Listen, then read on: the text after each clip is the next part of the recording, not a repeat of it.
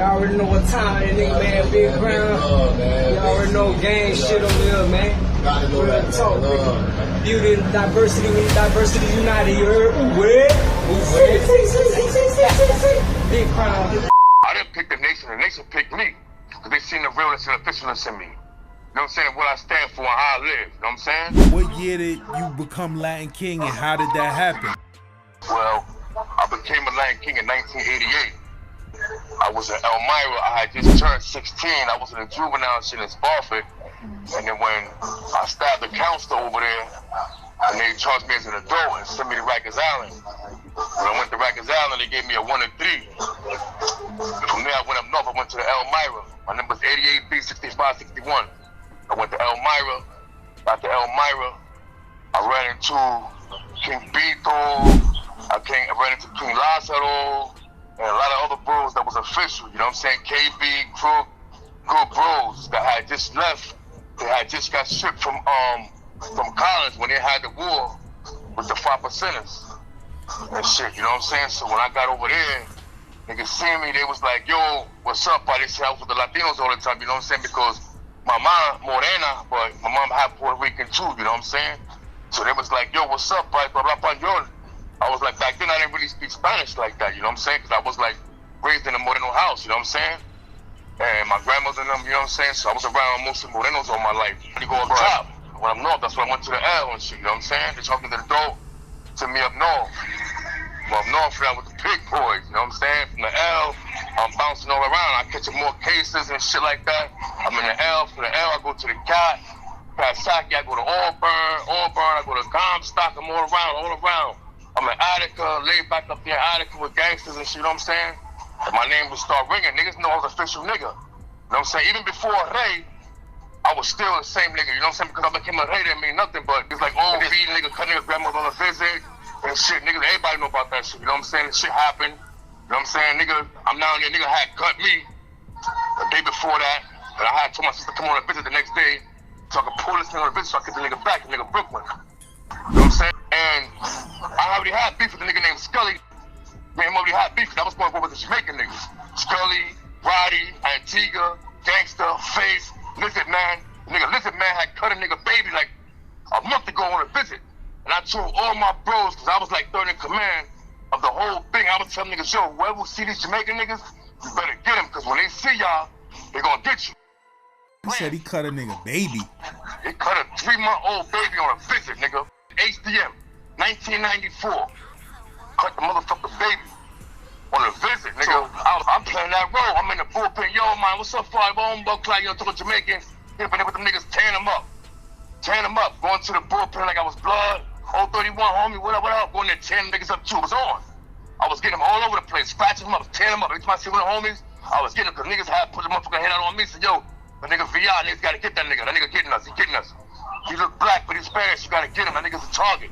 Everywhere I'm going, I gotta keep that thing hot all the time. So everybody, I'm on a visit one day, and I'm shackled up, but I got the regular handcuffs on.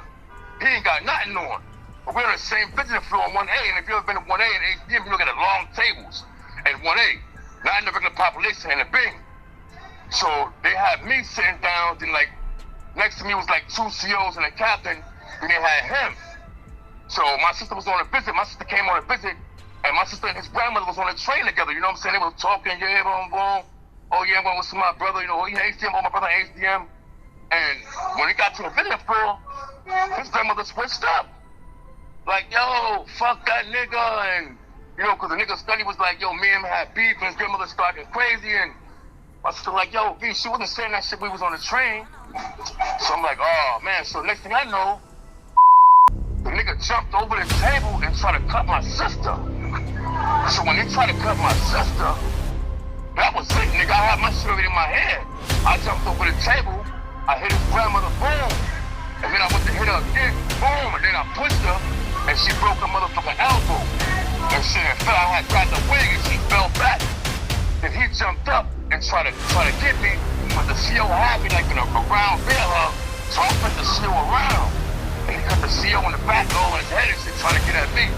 But they pushed me out the way and just finished him off, you know what I'm saying? So yeah, that's how that went with that shit. And I never seen it no more. So I was in Southport Fox. I was in the cave and shit. And I see a nigga. He like, yo, what's up, y'all? I'm like, what up, nigga? Be like I said, it wasn't no GDs or Crips in my county at that time. Now it's different, you know. Now it's different, but at that time that wasn't. It was just if you king or you blood. That's it. Where?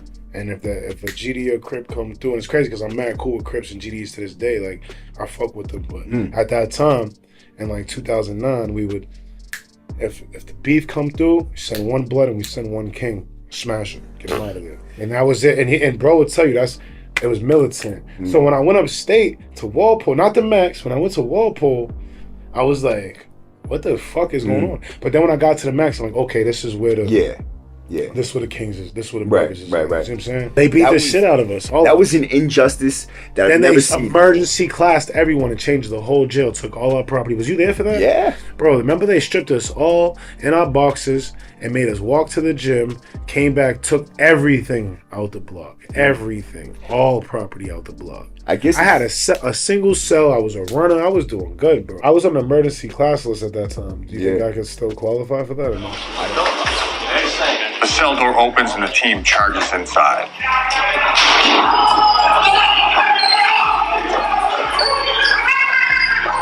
Officers scream, "Stop resisting." You know, bro would tell you he was up there with us. Like, we got it. They knew they know my name. Yeah, you know, absolutely. It's because you stand on business, and like me being black and being a part of the Latin King Nation, you got to go harder. You got to go harder because there's not a lot of black dudes in that shit. Oh, there's more white dudes now, but at that time there wasn't. There wasn't a lot of black and white dudes. So like it don't like to some people that don't know me, it might look like a protection move or a fucking whatever. Yeah. But they don't know that I've been fucking with it and that I didn't just get recruited in jail or nothing like that. You know what I mean? So there's a lot of dudes that had to really go hard. Like my bro Chaos, shout out to my bro Chaos. He was one of them dudes that went hard. He's a white dude. Yeah, he's a white dude. That's what I'm saying. Like good dude. Shout out to KC, the brother KC. I don't know if he's still alive, but he's a good brother. He was telling me about the old Walpole because he did a lot of time up there in DDU and shit before, like back when like 10 block was like you sit for 5 years in 10 block, like old school brother. And I remember walking by the chow hall and it's late at night, nobody's in there, and like you don't know, like I just did 3.5 years in the county. I don't even know what I'm about to. I don't know what to expect. I'm just ready for all action. Right. He tells me, he's like, yo, in the morning, suit up, make sure you got your sneakers on. I'm gonna make you a banger. You know, it's Walpole, bro. I'm like, all right. And I remember being disappointed, bro. I remember being disappointed, bro. I remember being not fucking compressed. I remember feeling like a lame. I didn't feel like a gangster at all because when I came out, and I say I felt like a lame too because there was nothing but fucking lame ass, bitch ass niggas around when I came out of that block in Walpole. I was like, what the fuck is this? Word, what? So I go, remember like, you know how like they changed it from classification from Concord and shit? Like Walpole was not tough when I was there. It was shit that went on. Yeah. But it wasn't tough. Nah. You know what I'm saying? 10 block was still 10 block. Yeah. But the camp was fucking a bunch of bitch ass niggas that was class. Were letting fucking COs check their nuts. And I just wasn't the dude for that. And that was your first impression of that? Yes, bro. I was not impressed. Yep. Like it was beef with the Crips, the G, all the opposition gangs to pretty much Bloods and Kings because that's all that was in my county. So it fucked me up to like go up there and like live with the beef. But at first I wasn't with that.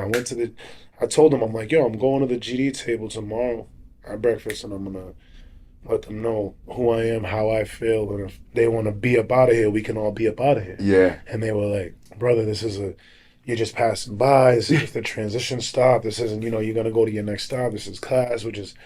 Don't do that. And I'm just like, that's what I'm going to go do. You guys don't have to be involved. But this is why I knew that these niggas were bitches. When I went to the fucking chow hall the next day for breakfast, no one was there at the table.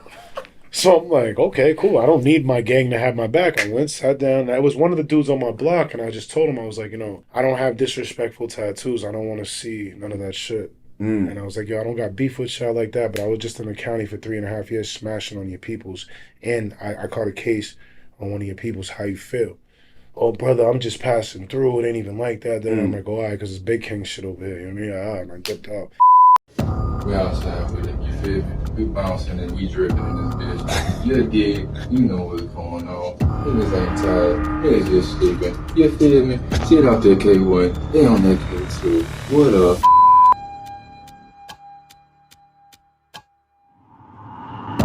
Never trying to tell anybody what to do, man, but just telling you, this is not the place you want to be. Freedom's better. Get out the streets before it's too late. And besides, the only place worse than this is a casket. Please, man, if you seen this, stay free.